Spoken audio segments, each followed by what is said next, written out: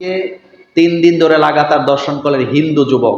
আবু তোহা আদনানের স্ত্রীর অভিযোগ তার অন্য নারীর সাথে সম্পর্ক আছে। কে 3 দিন ধরে লাগাতার দর্শন করলেন হিন্দু যুবক। দেশের মিডিয়া এক্ষেত্রে নীরব কেন? মিডিয়া কি কোনো সময় ইসলামের পক্ষে ছিল? এখন তো বিপদে পড়ে কিছু রিপোর্ট করে। একটা কথা বুঝাই দিয়ে দেখবেন, শাহবাগে অথবা রাজু ভাস্কর্যের সামনে 60 জন লোকে একটা ব্যানার ধরে দাঁড়াইছে, দেখবেন এটা পত্রিকায়ও আসে, এটা মিডিয়াতেও আসে। কিন্তু আপনাদের সাবের বাজার একটা মাহফিল হয়েছে, লাখখানের লোক হয়েছে, এটা পত্রিকা তাই বলি কথা আসতে পারে তো কেন? ওখানে 3 জনের লেগে পত্রিকা কি বলে মিডিয়াতে আসলো, এখানে আসলো না কেন? কারণ ইসলামের গণজোয়ারকে তারা কখনো এটা প্রকাশ করতে, বাস্তবতা ভিন্ন, প্রকাশ করতে চায় না, প্রকাশ করতে চায় না। আমাদের মসজিদগুলাতে আমরা কি নারীদেরকে গালাগালি করি? আপনাদের এই মসজিদে কোনোদিন এরকম হয়েছে? আচ্ছা, এখন তো আমরা কথা বলি, সব কথা রেকর্ডে আছে নাকি নাই?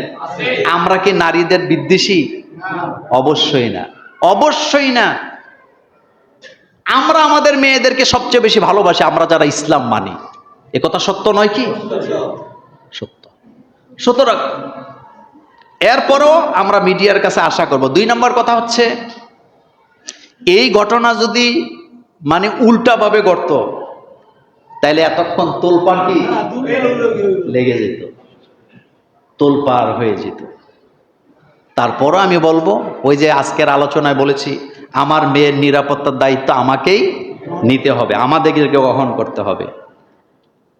আজকে আর নয়, সর্বশেষ একটা আসছে, এটা আলোচনা আমি করে ফেলছি।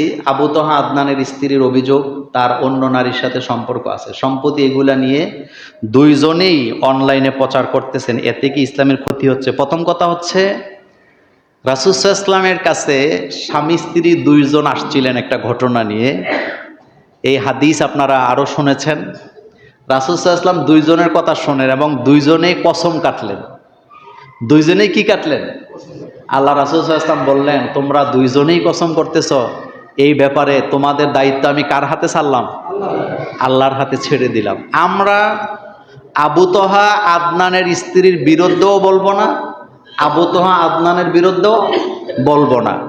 আমরা আবু তোহা আদনানের স্ত্রীর পক্ষেও বলবো না, আবু তোহা আদনানের পক্ষেও বলবো না। কারণ তারা 2 জনেই কসম করে কথা বলছে।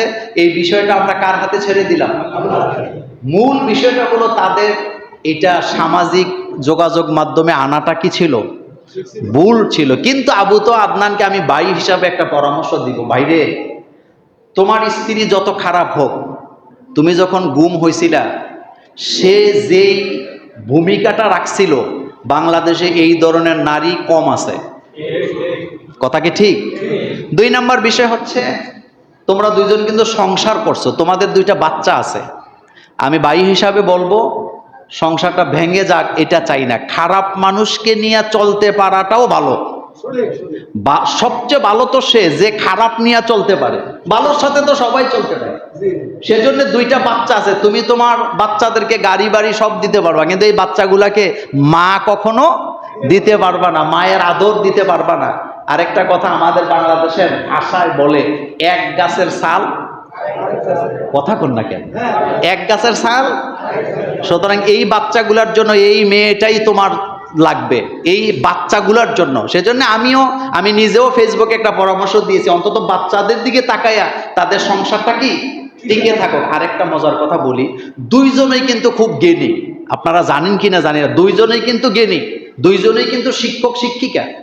আবু তোহা আদনানের স্ত্রীর হাজার হাজার ছাত্রী আছে সারা বাংলাদেশে, তারা অনলাইনে মেয়েদেরকে পড়ায়, কোরআন পড়ায়, হাদিস পড়ায়। এবং যেই মহিলাকে আপনি গালি দিচ্ছেন, এই মহিলা ইসলামী আলোচনা এত সুন্দর। আমাকে একজন বললেন, আমার খুব কাছের মানুষ, যে উনি যখন আলোচনা করে কোরআন হাদিস দিয়ে অনর্গল কথা বলতে পারে, এই হচ্ছে আবু তোহা আদনানের স্ত্রী। হতে পারে তারা 1-2টা সাইড খারাপ থাকতেও পারে, আল্লাহু আলাম, এই ব্যাপারে আমরা জানি না, কিন্তু তার গুণও কি আছে।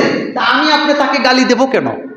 তার অসংখ্য ছাত্রছাত্রী, তার ছাত্রী আছে। আবু তোহা আদনানেরও কি ছাত্রছাত্রী আছে। এই জন্য আমি ভাই হিসাবে, বড় ভাই হিসাবে, একজন মুসলিম ম্যারেজ রেজিস্ট্রার হিসাবে আমি অনুরোধ করব, সংসারটা যেন ভেঙে না যায়। একটু ঝামেলা হয়েছে, এটা মিঠে যাক, অন্তত বাচ্চাদের জন্য ভালো হোক। আর এখন যারা গুতাগুতি করে ফেসবুকে লেখে, তারা কি আবু তোহা আদনানের বাচ্চাদের দায়িত্ব নিবে?